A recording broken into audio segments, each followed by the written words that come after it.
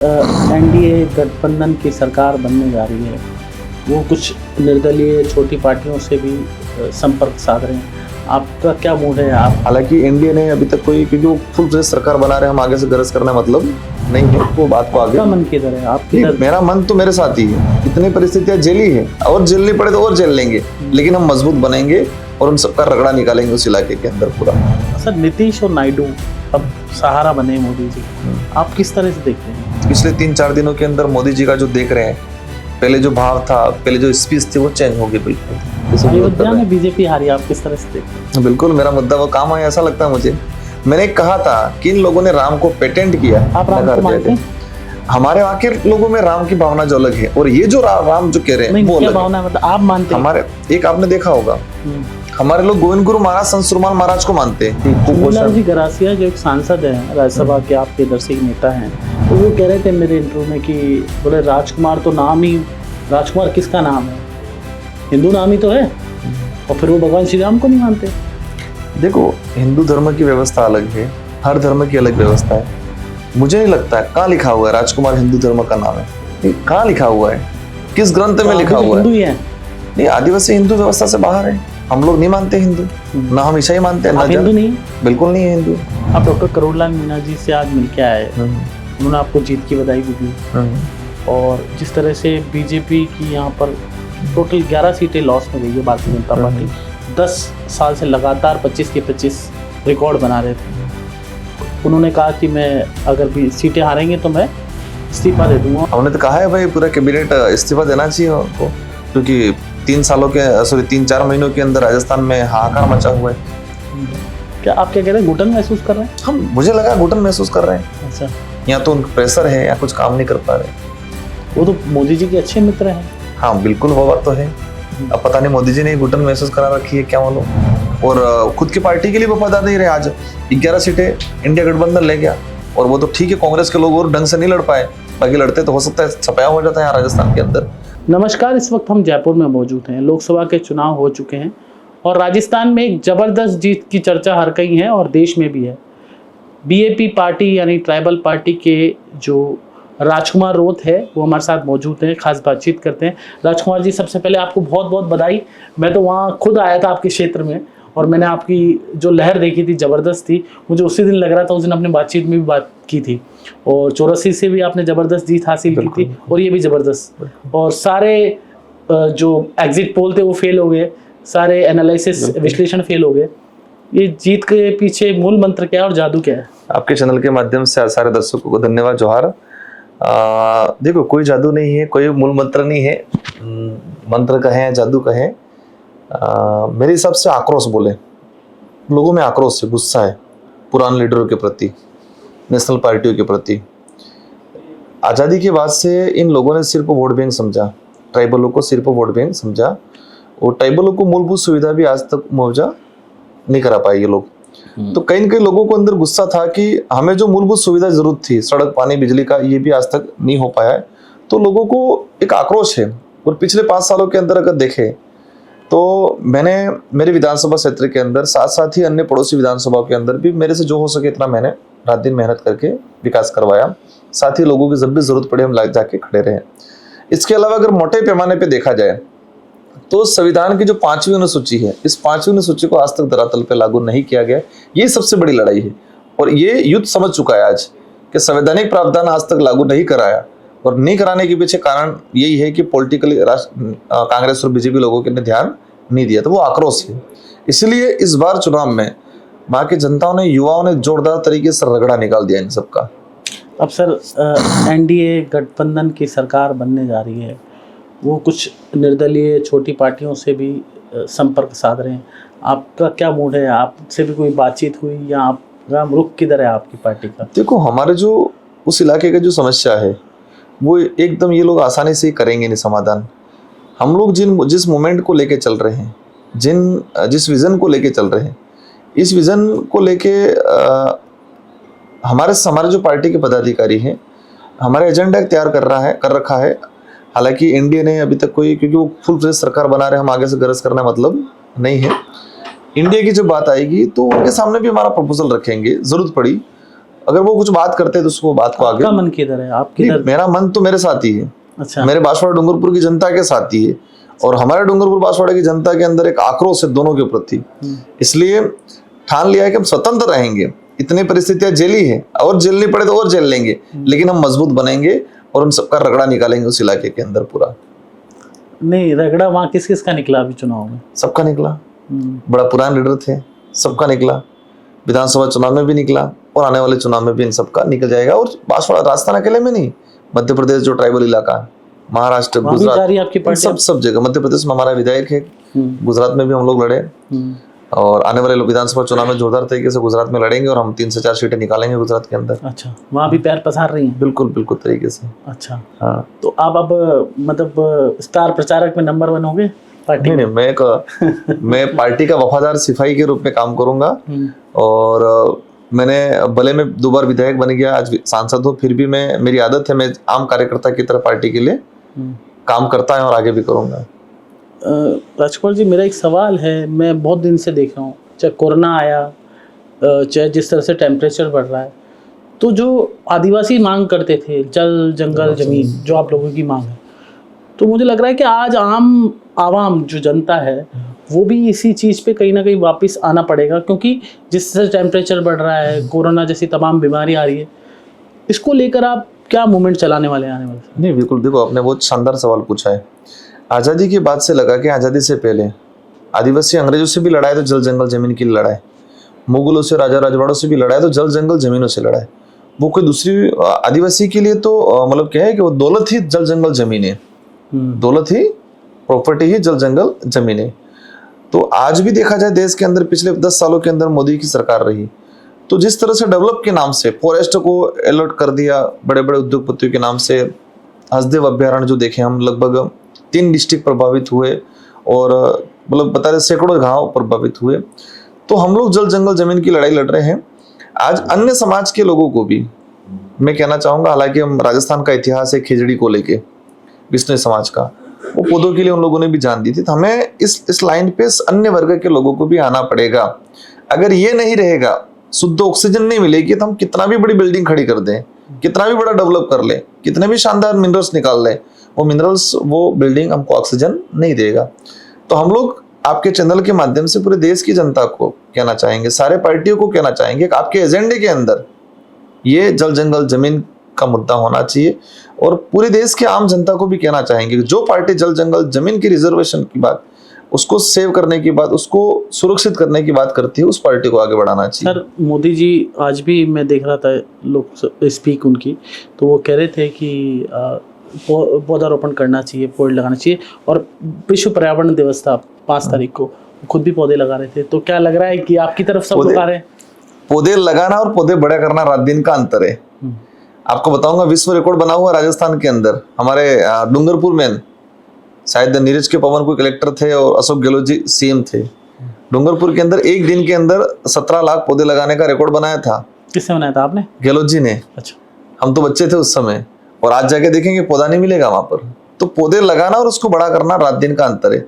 और बड़ा पेड़ जो हुआ है, आदिवासी कल्चर के हिसाब से उसको तैयार किया गया है, आदिवासी को उजाड़ के उसको काटना। तो आपका मतलब है आदिवासी तो पेड़ लगाता है, ये पौधे लगा रहे हैं।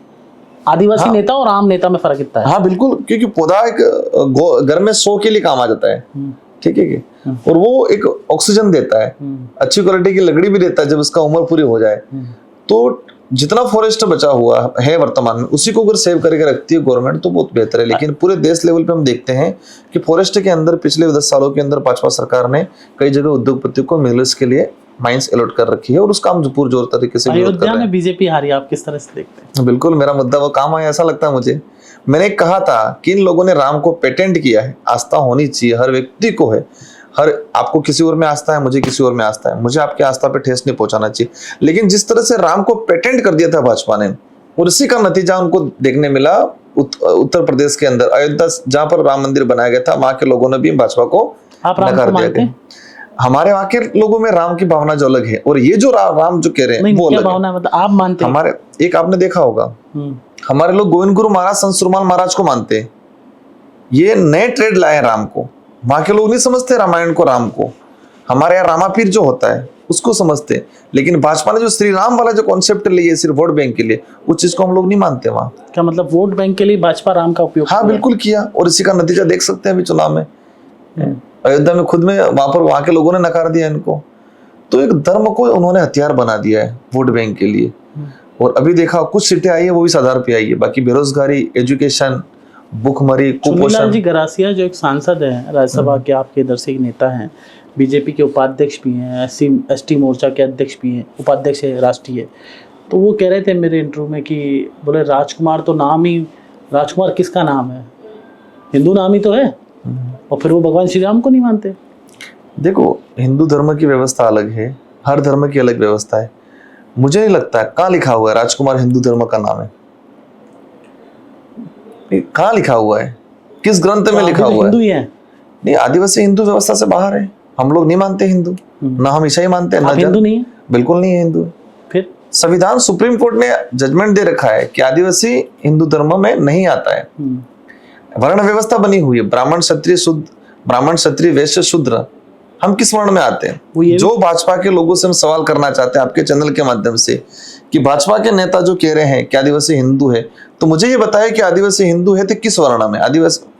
क्योंकि हिंदू समाज में आदिवासी गाय की पूजा करते हैं, आदिवासी दीपावली मनाते हैं, आदिवासी होली, और तमाम जितने भी धार्मिक आयोजक हिंदू धर्म के आयोजन होते हैं उनको मनाते ही आदिवासी। मुझे याद है इसका कॉन्सेप्ट पे अगर जाते हैं तो लंबा चलना पड़ेगा, हिस्ट्री में जाना पड़ेगा हमको, और उसके लंबा चर्चा हो जाएगी। लेकिन मैं एक ही लाइन में कहूंगा कि आदिवासी धर्म पूर्वी व्यवस्था से जुड़ा हुआ है, आदिवासी प्रकृति पूजक है, आदिवासी पेड़ पौधे जंगल जल को पूजता है, और यही सबसे बड़ा इम्पोर्टेंट है। कोरोना में कोई काम नहीं आया था, अभी वही काम आए थे।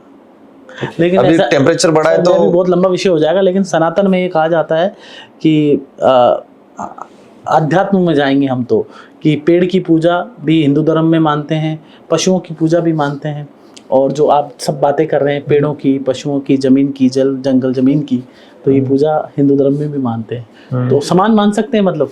तो हम लोग भी कहते हैं कि हिंदू धर्म आदिवासी धर्म में ये भी बोल सकते हैं। देखो वो चीजें, देखो इस चीजों पे हमें नहीं जाना चाहिए, ये हर व्यक्ति की आस्था होती है। जो हिंदू धर्म को फॉलो करता है हम उसका स्वागत करते हैं, उसकी आस्था है, जरूरत पड़ने पर हम मदद करें। जो ईसाई को फॉलो करता है, जो जैन को फॉलो करता है, ये देश महान इसलिए, हम हमारे देश को क्या कहते हैं, भारत देश एक महान देश है। ये महान देश इसलिए कि अनेक विविधता है, अनेक धर्म है, अनेक जातियां, इसके बावजूद भी सब एकजुट है। कह रहे थे डीलिस्टिंग को लेकर कि भाई जो आदिवासी है वो अगर ईसाई बनता है तो उनको दोनों का लाभ नहीं ले सकता। बिल्कुल होना चाहिए चीजें, पर हिंदू में है उसको भी बाहर करना चाहिए। मैं आपको बताऊंगा जो सांसद बने हुए, आप ये चुन्नीलाल जी का नॉमिनेशन उठा के देखो, इसमें कॉलम आया है, उसमें कॉलम में नहीं भरा उन्होंने, हिंदू नहीं भरा, हिंदू अधिनियम लागू नहीं होता ही भरा है। हिंदू विवाह अधिनियम 1900 उन्होंने कि हिंदू विवाह अधिनियम लागू नहीं होता है, क्योंकि हिंदू विवाह अधिनियम में स्पष्ट है कि आदिवासियों पर लागू नहीं होता है। आप डॉक्टर करोड़लाल मीणा जी से आज मिलके आए, उन्होंने आपको जीत की बधाई भी दी, और जिस तरह से बीजेपी की यहाँ पर टोटल 11 सीटें लॉस में गई है भारतीय जनता पार्टी, 10 साल से लगातार 25 के 25 रिकॉर्ड बना रहे थे। उन्होंने कहा कि मैं अगर भी सीटें हारेंगे तो मैं इस्तीफा दे दूंगा, और 2 दिन पहले एक भगवान श्री राम का उल्लेख करते हुए उन्होंने बात भी कही। तो आज आपकी बात हुई, क्या बात हुई? हमने तो कहा है भाई पूरा कैबिनेट इस्तीफा देना चाहिए उनको, क्योंकि 3-4 महीनों के अंदर राजस्थान में हाहाकार मचा हुआ है, कोई भी तरीके से इम्प्लीमेंट नहीं, अधिकारी मनमानी कर रहे हैं, तानाशाही सिस्टम चला रखा है अधिकारियों ने कैबिनेट के साथ साथ। हाँ, सीएम साहब से लगा के पूरे कैबिनेट को इस्तीफा देना चाहिए, क्योंकि सरकार ढंग से नहीं चला पा रहे। मुख्यमंत्री तो अभी तो बने नए हैं, अभी तो नए बने, पर जनता परेशान है, त्रस्त हो रही है, बलात्कार बढ़ रहे हैं। वो तो कांग्रेस का रास्ता चिल्लाते थे, किरोड़ीलाल जी चिल्लाते, सारे चिल्लाते थे कि ये हो गया, वो छोटा सा कुछ हादसा हो जाता था पूरा चिल्लाते थे। अभी तो हर जगह मर्डर हो रहा है, बलात्कार हो रहे हैं। आज ये डिम्पल मीणा का बलात्कार हुआ है, अभी तो कोई पता नहीं है। ऐसी बहुत सारी घटनाएं हो रही है, और खुद की पार्टी के लिए वफादार नहीं रहे। आज 11 सीटें इंडिया गठबंधन ले गया, और वो तो ठीक है, कांग्रेस के लोग और ढंग से नहीं लड़ पाए, बाकी लड़ते तो हो सकता है छपाया हो जाता है यहाँ राजस्थान के अंदर। तो हम तो कह रहे हैं कि उनको खुद की पार्टी को धोखे में नहीं रखें, भाजपा के भी संभालने वाले जो व्यवस्थित लोग हैं उनके हाथ में कमान दो। मैं सुन रहा था आप कहीं बोल रहे थे अभी भी कि करोड़लाल मीणा ने बहुत संघर्ष किया, तो आपको लगता है कि पार्टी ने उनको सही स्थान पे दिया है, नहीं दिया? देखो उनका और पार्टी का है, लेकिन वास्तविकता है कि किरोड़ीलाल जी ने पिछले 5 सालों के अंदर देखा है हमने कि इनकी गाड़ी के अंदर बिस्तर रहते थे, कंबल रहता था, लगना चाहिए था कि अन्याय हो, जाके बैठ जाते थे वहां। इनकी सरकार में भी हो रहा है, अभी भ्रष्टाचार हो रहा है बहुत ज्यादा, अधिकारी मनमानी कर रहे हैं। हर गांव हर इलाके में अंदर उन्होंने एक अभियान चलाया माइनिंग के खिलाफ, इसके अंदर बेचारे गरीब लोगों को मार डाला, बड़े बड़े लोगों को पनपा दिया अभी। तो इन सारी चीजों नहीं, ये को जो कंबल रखते थे, आप संघर्ष बता रहे हैं उनका, तो आपको लगता है कि क्या कोई बड़ी गद्दी मिलनी घुटन चाहिए? महसूस कर रहे हैं, ऐसा नहीं, लगा मुझे। बड़ी गद्दी मिलनी मुझे आज महसूस हुआ या तो घुटन महसूस कर रहे नहीं, हैं। गद्दी बड़ी मिलनी चाहिए थी, मतलब देखो कोई वो जिम्मेदारी। उनके पार्टी का मतलब गाइडलाइन है, क्या मिले नहीं मिले, लेकिन मैं तो ये मानता हूं कि जो व्यक्ति अन्याय के खिलाफ लड़ता था वो सत्ता में बैठा और वो कुछ नहीं कर पा रहा है, कुछ नहीं बोल पा रहा है, आदमी को न्याय नहीं दिला पा रहा है, त्याग पत्र दे देना चाहिए। क्या आप क्या कहते हैं, घुटन महसूस कर रहे हैं? हम मुझे लगा घुटन महसूस कर रहे हैं, अच्छा, या तो उनका प्रेशर है या कुछ काम नहीं कर पा रहे। वो तो मोदी जी के अच्छे मित्र हैं। हाँ बिल्कुल, वो बात तो है। अब पता नहीं मोदी जी ने घुटन महसूस करा रखी है, क्या मालूम। अच्छा, आपकी कोई बात नहीं हुई ऐसी? नहीं, मैं तो व्यक्ति से मिलने गया था क्योंकि उनकी तबीयत खराब थी, उनकी चोट आई थी हाथ में, तो मुलाकात करने गया था और पूछने गया था। मैंने कहा सीएम साहब से लगा के कैबिनेट सहित कब तक इस्तीफा दे रहे हो, क्योंकि मेरे वहां पर भी बहुत खेला उन्होंने। अच्छा, मोदी जी को बुलाया, कार्यक्रम कराए, मोदी जी ने भाषण दिए कि मंगलसूत्र छीनेंगे ये लोग, हमारे लिए बोला जिनकी कोई पहचान नहीं है उनको। आपने ऐसा बोला था? मैंने कुछ नहीं बोला था कभी, ऐसा हो ही नहीं सकता है, ऐसा झूठा भाषण देके। एक टर्निंग पॉइंट है भाजपा के लिए, बांसवाड़ा जो सभा रही है मोदी जी की, वहीं से भाजपा की उल्टी गिनती शुरू हुई है। वहां पर जिस तरह से मोदी जी का भाषण रहा था, हाँ, उसके बाद पूरे देश के अंदर माहौल खराब हुआ है। ये बीजेपी के लोग अब भी कह रहे हैं कि हमारी हार का कारण संविधान खतरे में है और रिजर्वेशन खत्म कर देंगे, इस तरह का झूठा नैरेटिव जो बीजेपी और अन्य दलों ने चलाया, इसके कारण नुकसान। भाजपा के लीडरों ने बोला है कि हमको संविधान बदलना है, इसलिए 400 पार चाहिए। क्यों बदलना है संविधान? आपने देखा होगा शिक्षा मंत्री बने हुए एससी कम्युनिटी से आते हैं दिलावर जी, एक स्कूल में जाके, जिस स्कूल में टीचर ने बाबा साहब अम्बेडकर, सावित्रीबाई फुले की तस्वीर रखी थी, उस टीचर को सस्पेंड करके उसको एपीयू किया गया, ऐसा कुछ घटनाक्रम आया। इससे क्लियर हो गया वो संविधान में विश्वास नहीं कर रहे, बाबा साहब अम्बेडकर में विश्वास नहीं कर रहे, उनको नहीं मान रहे। आपको एक बात और लगती है कि बीजेपी जातिगत समीकरण नहीं बैठा पाई है, कास्ट इक्वेशन जो है? देखो, इस देश के अंदर अनेक समूह हैं, अनेक धर्म हैं, कोई भी सत्ता हो, कोई भी पार्टी हो, कांग्रेस हो, बीजेपी हो, कोई भी हो, सभी लोगों को जो संवैधानिक प्रावधान संविधान निर्माणकर्ताओं ने हर वर्ग के लिए अच्छा प्रावधान किया है, हर वर्ग की स्थिति को देखते हुए उसके अनुरूप प्रावधान किया है, तो उसके अकॉर्डिंग उनको काम करना चाहिए, हर वर्गों को साथ में लेके चलना चाहिए। लेकिन उन्होंने जिस तरह से एजेंडा बना रखा था संविधान खत्म करने का, तो लोगों में आक्रोश था और उसका कहीं ना कहीं नुकसान हुआ उन लोगों को। अब आपका क्षेत्र के लिए आप सांसद तो बन गए, क्या एजेंडा है, व्हाट विल यू डू? देखो, आपने वादा तो कर दिया है। मेरा तो संघर्ष वाला रिश्ता मतलब सफर रहा है, बहुत जोरदार वाला। पिछले 5 सालों के अंदर भी देखा जाए तो हमको 2 साल कहीं ना कहीं गवर्नमेंट का मतलब कोऑपरेट मिला, बाकी संघर्ष रहा। अभी भी हमने ठाना है कि संघर्ष करेंगे, क्योंकि हमारा लक्ष्य बड़ा है और जो वादा किया है मैंने एजुकेशन को लेके, मेरे क्षेत्र में एजुकेशन में क्रांति लानी है, करेंगे हम लोग।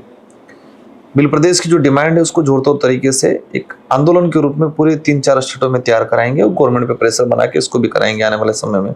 एक बेरोजगारी बड़ी समस्या है बिल्कुल, हमारे यहाँ गुजरात पलायन ज्यादा होता है, तो उस पलायन को रोकने के लिए हम लोग बड़ा प्लान करके अच्छा काम करेंगे, बड़ा प्लान करेंगे और अच्छा काम करेंगे। नहीं, बेरोजगारी की जो समस्या है, पेपर लीक की सर समस्या है, आपके सामने जो चुनाव लड़े थे, आप पिछली बार भी उनके लिए भी कुछ कह रहे थे। कुछ पेपर लीक वाला जो घटनाक्रम हुआ है, अवश्य कहीं न कहीं राजस्थान के युवाओं के साथ कुठाराघात हुआ है, कांग्रेस के राज्य में भी हुआ है और अभी भाजपा के राज्य में भी शुरू हो गया। वो चैन ऐसी है कि जो राज किसी का भी हो, वो चैन चलती आ रही है। तो भजनलाल जी से भी कहेंगे, उन्होंने दावे तो बहुत जोरदार कर दिए हैं, तो करे इसकी तह में जाए, उस चैन को खत्म करें। भजनलाल जी कह रहे हैं ऐसा ही गिरफ्तार करा दिए, मैंने बहुत सारे। इसके बावजूद सरकार में, इनकी सरकार में 2-3 पेपर तो लीक हुए, तो उस जहां तक जाए आप कार्रवाई तो करा रहे हो, लेकिन वो पेपर लीक तो रोक ही नहीं रहे। आपने महेंद्रजीत मालविया पे भी आरोप लगाए थे कि वो भी पेपर लीक में संलिप्त, क्या मामला था? वहाँ के युवा, वहाँ की जनता, जो बाबूलाल जी कटारा जो आरपीसी मेंबर थे, तो कहीं के उनको लगाने की अनुशंसा तो उन लोगों ने ही की थी। तो ईडी का नाम, ईडी के जब था उन पे भी न्यूज में भी आया था और वो कह रहे हैं बाबूलाल जी के बयानों में भी ये चीजें है, तो कहीं था, तो ईडी के डर से वो भागे तो है, कुछ तो है। या तो पेपर लीक है या दूसरा कोई मामला है। सर नीतीश और नायडू अब सहारा बने मोदी जी का, आप किस तरह से देखते हैं, क्या चल पाएगा? मुझे नहीं लगता है कि वो सही तरीके से लॉन्ग टर्म 5 साल निकाल नहीं पाएंगे ये लोग। क्यों, रीजन? देखो, जो जिस तरह से स्थिति बनी हुई है, जिस तरह से हम पिछले 3-4 दिनों के अंदर मोदी जी का जो देख रहे हैं, पहले जो भाव था, पहले जो स्पीच थी, वो चेंज हो गई बिल्कुल। हाँ, तो मुझे नहीं लग रहा है वो सही तरीके से 5 साल, क्योंकि वो कहते हैं कि किसी को लालच देना, बुचकारना कुछ समय के लिए रहता है, वो फिर धीरे से खिंचकता है। हाँ, तो मुझे नहीं लगता है वो 5 साल सही सलामत से चल पाए। चले तो अच्छी बात है, कोई दिक्कत नहीं, सरकार है, चलनी चाहिए। सर मध्य प्रदेश, छत्तीसगढ़ और राजस्थान लगभग ट्राइबल एरिया है। छत्तीसगढ़ में भी एक बड़ा ट्राइबल एरिया है, मध्य प्रदेश में, राजस्थान में। तीनों के हाल ही में चुनाव हुए थे विधानसभा के, तीनों जगह बीजेपी ने सरकार बनाई। लेकिन ऐसा क्या कारण रहा कि राजस्थान में नुकसान हुआ और उन दोनों जगह एक मतलब छत्तीसगढ़ में एक सीट गई है और मध्य प्रदेश में पूरी की पूरी सीट गई। राजस्थान में क्या आपको लगा बड़ा मेजर फैक्टर क्या लगा? गवर्नमेंट का फेलियर, जो सत्ता में अभी वर्तमान में मंत्रिमंडल था, इन लोगों ने पता नहीं, इनको तो या तो आइडिया नहीं है, देखो मेरा भी ज़्यादा अनुभव नहीं है, लेकिन पिछले 5 सालों मैंने जो सीखा, इनके अंदर सबको साथ में लेके जनता की भावना के अनुरूप काम करने की कला नहीं है। इन्होंने भाजपा के नेता, भाजपा के पदाधिकारी के खिलाफ, भाजपा का जो प्रत्याशी था उसके अनुरूप काम करा, जिस प्रत्याशी को भाजपा ने आम जनता ने नकार दिया था। पिछले 6 महीनों में सरकार जो चली, मुझे ये लगा कि जनता की भावना के अनुरूप सरकार नहीं चली, भाजपा के पदाधिकारी कार्यकर्ता या भाजपा का प्रत्याशी था उसके अनुरूप सरकार चली, और जिस प्रत्याशी, जिस पदाधिकारी को जनता ने नकार दिया था उसके अनुरूप चलने गई, उसके हिसाब से फेल हुआ। आपके इधर तो उल्टा हुआ सर, पदाधिकारी नहीं चाहते थे मालवीय को टिकट मिले। वहां पर भी दो फाड़ थी, भाजपा के कुछ लोग चाहते थे, कुछ लोग नहीं चाहते थे। आधे लोग चाहते थे। आपने मुझे पिछली बार ये बताया था कि बीजेपी के लोग नहीं चाह रहे थे महेंद्र मालवीय को टिकट मिले। जो वास्तविक जो जिसने संघर्ष किया था 40 साल तक, बीजेपी का उस इलाके में बीजेपी के लीडरों का सबसे बड़ा सपना था कि महेंद्रजीत मालवीय को हराना। बीजेपी कार्यकर्ता का सपना साथ दिया कुछ लोगों ने अंदर। मैं कह रहा हूँ बीजेपी कार्यकर्ताओं का सपना था सबसे बड़ा कि महेंद्रजीत मालवीय को हराना, तो वो सपना बीजेपी ने पूरा किया है। नहीं, आपका भी कुछ साथ दिया अंदर में? हो सकता है दिया नहीं, मतलब हो सकता है, खुल के तो कोई आया नहीं। अब वोट दिया हो पेटी में तो वो तो हो सकता है दिया हो। नहीं, आपने किसी ने आपको बोला? मैंने किसी से संपर्क नहीं किया और किसी ने मेरे संपर्क नहीं किया, लेकिन नाराजगी जरूर थी। मतलब वोटिंग डाउन गई वहाँ बीजेपी के क्षेत्रों में? ना, वोटिंग तो बराबर हुआ। हाँ, लेकिन हमने लिया दबा के। अच्छा, हमारी मेहनत पे लिया, किसी ने संपर्क नहीं किया, लेकिन जिस उत्साह से बीजेपी के कार्यकर्ताओं को काम करना चाहिए वो नहीं किया उन लोगों ने। हाँ, मुझे कुछ बीजेपी के कार्यकर्ताओं की बात ये सामने आई थी कि जिनसे हम इतने साल लड़ते रहे उन्हीं के प्रचार करेंगे। वो चीजें हुई वहाँ। फिर भी लोगों ने पता नहीं, वो तो कई लोग ऐसे थे मार खा के भी काम कर रहे थे मालवीय जी के लिए। अच्छा, हाँ, नहीं, मालवीय जी ने बहुत अच्छा चुनाव लड़ा, बड़ा भव्य सभा भी हुई है। आपके पास तो कुछ नहीं था, आप कह रहे थे मेरे पास तो कुछ नहीं है। बहुत लंबा चुनाव लड़ा, लगभग हेलीकॉप्टर बुक करा है 6 दिन तक। राजस्थान में ऐसा चुनाव किसी ने लड़ा है, लगभग कितनी 25-28 सभाएं की, हेलीकॉप्टर से सभाएं की। मेरे हिसाब से राजस्थान की पूरे इंडिया में किसी भी सांसद ने इतनी हेलीकॉप्टर सभाएं नहीं की। कि एक राजा और रंक की लड़ाई थी ये? बिल्कुल। हाँ, मतलब वो तो आप कह रहे हैं कि 6 दिन हेलीकॉप्टर बुक करा दिया, और आप मैं देख रहा था आप एक गाड़ी में घूम रहे थे, वो छोटा सा आपका ऑफिस था, मैं जिसमें आया था, एक कंप्यूटर लग रहा था, ऊपर भी ऐसे ही छोटा सा ऑफिस था आपका, 2 रूम का आई थिंक। बिल्कुल। और उनका तो मैं देखा सभा भी बड़ी थी। सभा भी बड़ी थी, सब कुछ बड़ा था, लेकिन जनता ने ठान लिया था इनका रगड़ा निकालना है। अच्छा, हाँ। तो आपको लगता है कि कहाँ राजा कहाँ रंग लड़ाई में? देखो, वो चीजें अलग टाइप की है। हम तो दिल से लड़े थे चुनाव, राजा रंग वाला सिस्टम ठीक है, लोकतंत्र में राज व्यवस्था होती ही नहीं। वो मान गए थे अपने आप को राजा, बात अलग है। मानते हैं वो राजा? वो मानते होंगे या मानते नहीं थे, वो तो वो जाने, लेकिन मैं नहीं मानता कि ये चीजें नहीं होनी चाहिए। ओके, आपके चैनल को बहुत बहुत धन्यवाद। सर एक सवाल, अंतिम सवाल है सर, मैं अंतिम सवाल ये पूछना चाह रहा हूँ, आप क्या एनडीए गठबंधन में शामिल हो सकती है आपकी पार्टी? नहीं, हम लोग स्वतंत्र रहेंगे। इसके पीछे कारण क्या? इसके कारण की यही कि वर्तमान जो परिस्थितियां हैं, जिन परिस्थितियों में चुनाव लड़े, ठीक है, और जिस तरह से पिछले 10 सालों के अंदर जो परिस्थितियां रही है, जल जंगल जमीन की बात करते हो, जल जंगल उजाड़ने की जो काम किया है, किसानों को लेकर जो तानाशाही की है, आदिवासियों दलितों पे अत्याचार किए हैं और संविधान पे कुठाराघात किया है, उस हिसाब से हम लोग स्वतंत्र रहेंगे। तो ये थे राजकुमार राउत जिन्होंने खास बातचीत की, जिनका साफ तौर पे कहना था कि हम एनडीए के साथ नहीं जाएंगे। जल जंगल जमीन जो है इसको बचाने का काम अन्य पार्टियां कर रही है, एनडीए नहीं। जितेश जेठमलानी, जयपुर, राजस्थान।